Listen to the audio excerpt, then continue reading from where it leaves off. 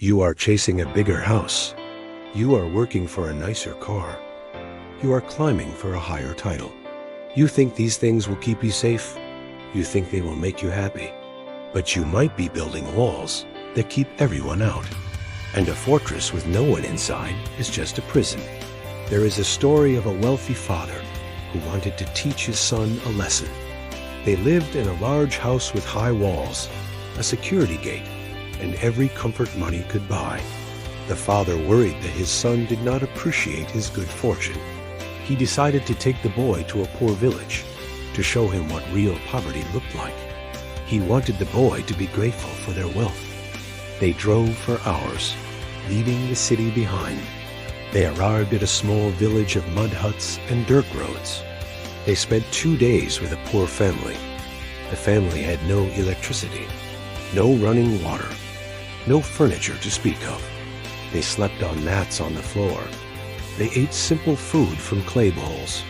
They worked from sunrise to sunset. The father watched his son closely. He expected complaints. He expected disgust. He expected the boy to appreciate their luxurious home when they returned. When the visit was over, they drove back to the city. They pulled through the iron gates into the manicured garden, into the marble-floored house. The father sat the boy down in the living room, surrounded by expensive art and soft lighting. He smiled and asked, "So, son, how was the trip? Did you see how poor people live?" The boy looked at his father with bright, sincere eyes and said, "Yes, father. Thank you for showing me how poor we are." The father's smile froze. "What do you mean? How are we poor?" The boy started counting on his fingers. "We have 1 dog in our backyard. They have 4 dogs that run across the fields together. They play all day. Our dog is alone behind a fence." The father blinked. The boy continued, "We have a swimming pool that we have to pay someone to clean. They have a river that goes on for miles, with no end in sight. We swim in chemicals. They swim in nature." He kept going. "We have lanterns in our garden that run on electricity. They have the stars at night that light up the whole sky. We have to turn our lights off to see the dark. They sleep under 1,000,000 diamonds." The father was silent. The boy looked out the window at their high walls. "We have walls around our house to protect us. They have friends who would protect them with their lives. We are afraid of the people outside. They love the people next door." He turned back to his father. "We buy our food from a store. They grow their food and share it with their neighbors. We have to pay for everything. They give for free." The boy smiled. "Father, we are so poor. We have bought everything. They have lived everything." The father sat in his expensive chair, in his expensive house, behind his expensive walls, and felt something he had not felt in years. He felt empty. He had spent his whole life accumulating. He had built a fortress, and in doing so, he had locked himself away from everything that mattered. We live in a world that constantly tells us we are not enough. The message is everywhere. Buy this, and you will be happy.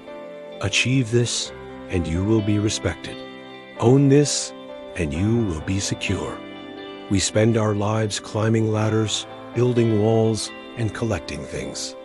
And somewhere along the way, we confuse comfort with wealth. We confuse possessions with prosperity. But true wealth has never been about what you have. It is about what you experience. It is about what you share. It is about the depth of your connections and the breadth of your joy in simple blessings. The poor family in the village had nothing by the world's standards. They had no savings. They had no insurance. They had no security, but they had everything that mattered. They had time. They had community. They had a relationship with the land. They had laughter that wasn't dependent on a screen. They had neighbors who are not strangers. You might be reading this and thinking, "But I need money to survive." And you are right. We live in a system that requires currency, but we have mistaken the currency for the wealth. Money is just a tool. It is a means to an end. But if you spend your whole life acquiring the tool and never using it for the end, you had missed the point entirely. The walls you are building to keep you safe are keeping out the very thing you need: love, connection, community, the stars, the river, the dogs running free. Stop measuring your life by the size of your house. Measure it by the laughter inside it. Stop measuring by the cost of your car. Measure it by the places it takes you and the people you take with you. Stop measuring by your title at work. Measure by the impact you have on the lives you touch. The poor family had nothing, and they had everything. The rich family had everything, and they were poor. The question isn't how much you have. The question is, how much are you living? Take down the walls. Just a little. Let someone in. Look at the stars tonight. They are free. They are yours. And they are more beautiful than any lantern money can buy.